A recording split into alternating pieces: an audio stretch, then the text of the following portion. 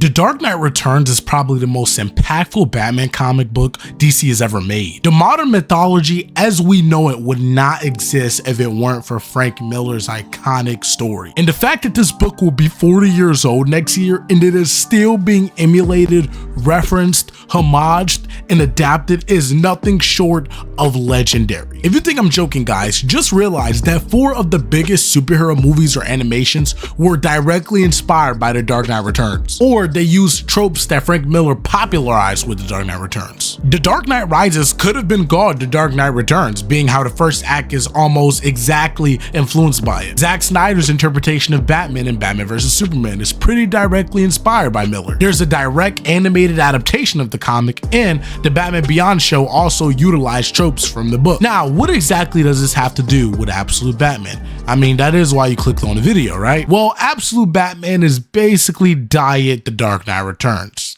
But hold on, watch to the end. Let me explain why and why it might not be too much of a bad thing. Absolute Batman was announced in summer of 2023 as a big launch point for DC's new All-In initiative, with Scott Snyder returning to reinvent the Caped Crusader and Nick DeGratta drawing it. Absolute Batman feels like a fan fiction that a 11-year-old kid who's a fan of Frank Miller would have wrote back in the 80s. I'm not kidding. And I can see that 11-year-old kid becoming a renowned comic book writer in the future. Absolute Batman utilizes so many of the exact tropes from The Dark Knight Returns, but isn't very subtle about it. The big buff Batman trope is pretty on the nose, along with the huge bulging bat emblem, but even the stylization of the comic and the panels, the exposition, all of it really resembles The Dark Knight Returns. The more angry and brooding aspects of Batman are also pretty similar. Now, originally, this video was going to be more critical. I don't want to say negative, more critical, because despite what I'm saying in this video, I actually really like Absolute Batman. I just really wanted Scott Snyder to be more of himself with the storytelling. I'm a big fan of Scott Snyder's past work on Batman, and none of it really felt forced to me, or that he was attempting to directly emulate another creator. It all felt original and I loved it. Scott Snyder's Batman Zero Year was DC's retcon to Frank Miller's Batman Year One. And controversial take, I think Scott Snyder's interpretation was leagues better than Frank's. After the first 3 issues of Absolute Batman, I was deeply afraid that this was going to be just a decently written but corny modernizing fan fiction of The Dark Knight Returns, until I read the 4th issue. One thing about Shine Comics, he loves his introspective character work, and we get just that in this issue. We really get to learn who Bruce Wayne was as a kid and why he is the way he is now. This issue doesn't have as many bloated panels, which once again Frank Miller popularized, and it actually feels like a Scott Snyder Batman story. It has the heart of Batman, it has the sauce. This is the Scott Snyder I want to see. And this may be controversial, but I actually really like Gabriel Walta's art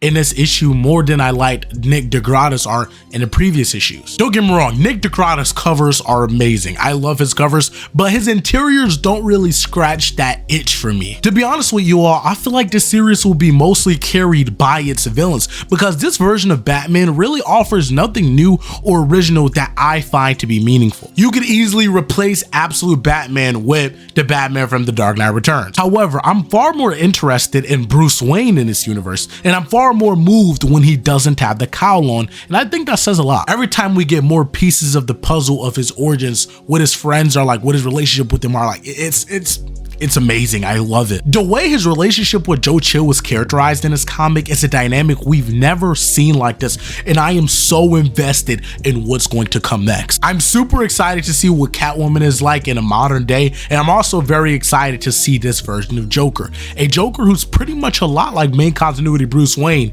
It's so interesting. I really can't wait to learn more about him. However, I just pray that he isn't like Red Mask, with Chip Zdarsky's Batman villain that he created, because Scott Snyder's Joker kind of resembles, we don't know much about him at all, he only appeared in like 2 panels, but he kind of resembles Red Mask in Chip Zdarsky's Batman run. They're both billionaire Jokers who have normal human skin, who on the surface don't appear to be insane like traditional Joker. I don't know, I hope Scott gives us something fun and original that doesn't tie too much into Red Mask. But Bane is who I'm really waiting to see. I can't wait to see Bane. I can't wait to see how Scott redefines him, and it seems like Scott himself is excited to share Bane with us, so I'm excited for him. All in all, this book is a modernization of The Dark Knight Returns, and personally, I don't get much out of that, but I'm sure many younger comic book readers will, and I think there's value in that. Although I'm not a big fan of everything in this series, it's amazing how I could have so many critiques with it, but still be excited for it every single one,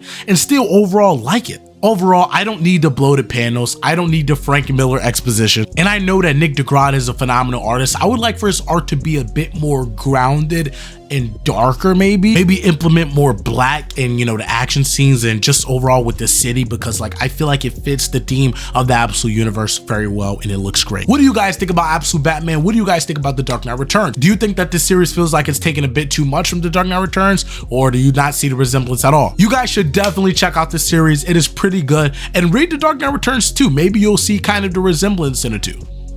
Hope you guys enjoyed this video. Consider becoming a member, and I'll catch you guys later. Peace out.